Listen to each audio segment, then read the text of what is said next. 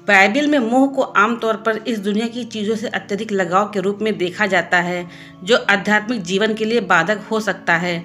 Bible हमें सिखाती है कि हमें उन चीज़ों पर ध्यान देना चाहिए जो अनंत जीवन के लिए आवश्यक है, न कि केवल सांसारिक इच्छाओं के पीछे भागना चाहिए।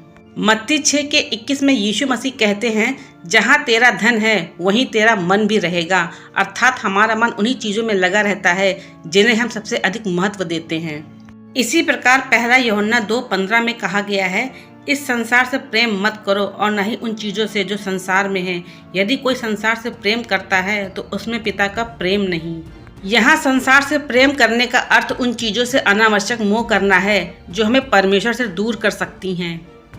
बाइबिल में मोह के लिए चेतावनी, जब हम किसी ऐसी चीज़ से जुड़ जाते हैं जिस पर हमारा अधिकार नहीं है तो यह हमें पाप की ओर ले जा सकता है। उदाहरण के लिए राजा दाऊद ने जब उस स्त्री यानी बेतशेबा के प्रति मोह किया जो उसकी पत्नी नहीं थी, तो यह उसका सबसे बड़ा पाप बन गया। पूरी जानकारी के लिए 2 शमूएल 11 उसका 2 से 4 देख सकते हैं। बाइबिल में उचित और अनुचित मोह। उचित मोह जिस पर अधिकार है। पहला, ईश्वर के प्रति प्रेम। दूसरा है, तू प्रभु अपने परमेश्वर से अपने सारे मन, अपने सारे प्राण और अपनी सारी बुद्धि से प्रेम रख। यह दर्शाता है कि हमारा सबसे पहला लगाव परमेश्वर के साथ होना चाहिए। हे पतियों, अपने अपनी पत्नियों से प्रेम रखो जैसे मसीह ने कलीसिया से प्रेम रखा। इफिसियों 5:25। हमें अपने परिवार और अपने दायित्वों से प्रेम करना चाहिए क्योंकि यह हमारा परमेश्वर द्वारा दिया गया अधिकार है। सत्य और न्याय के प्रति मोह। धर्मी के होंठ ज्ञान बकते हैं परंतु दुष्ट का मुंह बिगाड़ की बातें करता है। नीति वचन 10:32। हमें अच्छे कर्मों, सच्चाई और न्याय के प्रति मोह रखना चाहिए। अनुचित मोह जिस पर अधिकार नहीं। सांसारिक धन और संपत्ति का अत्यधिक मोह। मत्ती 6:24 में बताया गया है, कोई भी व्यक्ति 2 स्वामियों की सेवा नहीं कर सकता। वह एक से प्रेम करेगा तो दूसरे से घृणा करेगा। तुम परमेश्वर और धन दोनों की सेवा नहीं कर सकते। यह स्पष्ट करता है कि यदि हम धन और सांसारिक चीज़ों के प्रति अत्यधिक मोह रखेंगे तो हम परमेश्वर से दूर हो जाएंगे। गलत इच्छाओं और दूसरों की चीज़ों पर मोह। तू अपने पड़ोसी के घर का लालच न कर, न उसकी पत्नी, दास दासी, बैल, गधा या किसी भी वस्तु का जो उसके पास है। निर्गमन 20:17।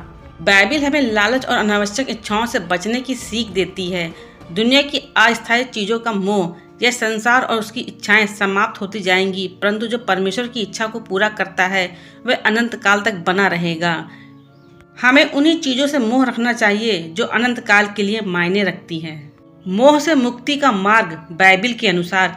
अगर हम बाइबिल में उन उपदेशों का पालन करें तो हम अनावश्यक मोह से बच सकते हैं।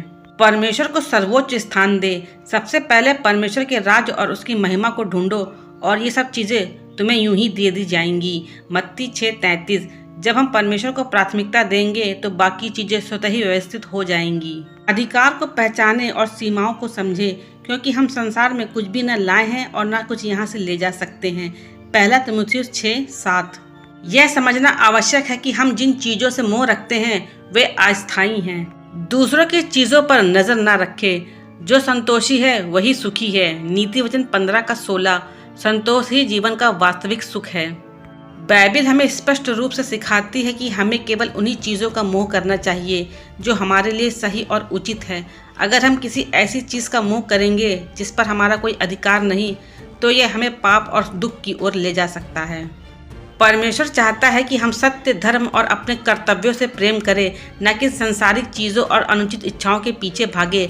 अतः हमें अपने मोह को नियंत्रित करके प्रभु यीशु मसीह के मार्ग पर चलना चाहिए।